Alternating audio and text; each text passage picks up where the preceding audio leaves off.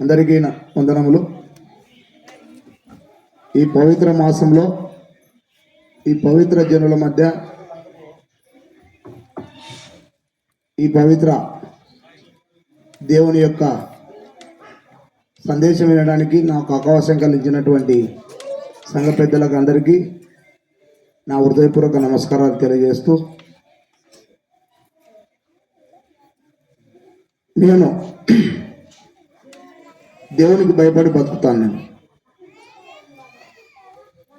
నేను భగవద్గీత చదివినాను, ఖురాన్లో కొన్ని అధ్యాయాలు చదివినాను, బైబిల్ కూడా చదవడానికి దేవుడు నాకు అవకాశం ఇచ్చి నన్ను అదృష్టవంతులు చేసినాడు. బైబిల్లో నేను మిగతా గ్రంథాల గురించి ఇక్కడ చెప్పకూడదు. ఇక్కడ పవిత్ర జనులు ఉన్నారు, వాళ్ళకు తగినటువంటి సందర్భం కాబట్టి వాళ్ళ మాటల్లోనే 2 మాటలు చెప్తా. గ్రంథాలలో బైబిల్లో ఉన్నటువంటి గ్రంథంలో మనను జీవితంలో మార్చేటువంటి కొన్ని విషయాలు మీకు గుర్తు చేస్తా. సామెతల గ్రంథం ఒకసారి చదివితే పూర్తిగా మన జీవితాన్నే అది మార్చేస్తుందని నేను చెప్తున్నా. సామెతల గ్రంథంలో 11 అధ్యాయం 2వ వచనంలో ఒకసారి చూడండి. అహంకారం వెంబడి అవమానం వచ్చుననింది. మనం అహంకారంతో ఉంటే మనం నాయకులమనో లేకుంటే మనం గొప్పవారమనో మనం అహంకారంగా జీవిస్తే మన వెంట అవమానం వస్తుందని పవిత్ర గ్రంథంలో ఉందని ఒకసారి మీకు గుర్తు చేస్తున్నా. అట్లనే సామెతలు 10:24లో ఉంది, నీతిమంతులు ఆశించున్నది వాళ్ళకు దొరుకుతుంది.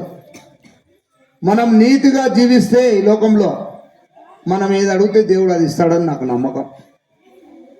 అదేవిధంగా సామెతల గ్రంథంలో 3:27లో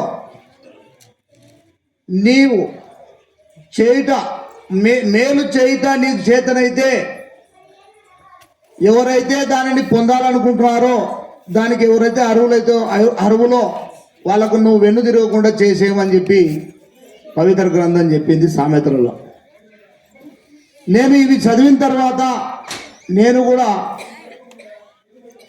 ఈ లోకంలో ఉన్నట్లే నేను జీవించేటప్పుడు ఇట్లాంటి గ్రంథాలు, పవిత్ర గ్రంథాలు మహనీయులు రాసినటువంటివి చదివిన తర్వాత నాకు ఎస్వి రెడ్డి సార్ గారు ఒక కారు ఇచ్చిండ. ఆ కారును ఎవరైనా ఎమర్జెన్సీగా అవసరం వస్తే నాకు ఫోన్ చేస్తే నా కారు ఫ్రీ అని నేను చెప్పినాను. ఆ కారులో ఈ కులం ఆ మతం ఈ పార్టీ ఆ పార్టీ అనే తేడాలు లేకుండా దాదాపుగా సంఖ్య అనేది నాకు గుర్తులేదు కానీ 200-250 మంది గర్భిణీ స్త్రీలను అర్ధరాత్రిలో పూట 1 గంటకు 2, 3, 4 గంటలకు ఎప్పుడు ఫోన్ చేసినా నేనే డ్రైవర్గా గవర్నమెంట్ హాస్పిటల్ కానీ ఏ హాస్పిటల్ కానీ చేర్చడానికి నాకు దేవుడు అవకాశం ఇచ్చినాడు. మనము మేలు చేయాలనుకుంటే చేసే అవకాశం ఉంటే ఖచ్చితంగా పేదలకు చేయాలి అనేది దేవుడు ఇచ్చినటువంటిది. మనం ఇవన్నీ చేయడం వల్ల సామెతలు 9:11లో నువ్వు జీవించు సంవత్సరంలో అధికమవును అన్నాడు. మనం అధికంగా జీవించాలన్నా ఏమైనా చేయాలన్నా మంచి పనులు చేసుకుంటూ ఉండాలి. ఎప్పుడైతే తగ్గించబడతామో అప్పుడు హెచ్చించబడతామని ఒకసారి హెచ్చరిస్తున్నా. మనం నాయకులు ఉంటాం. నాయకులు అనేవాళ్ళు నేను చూసినాను.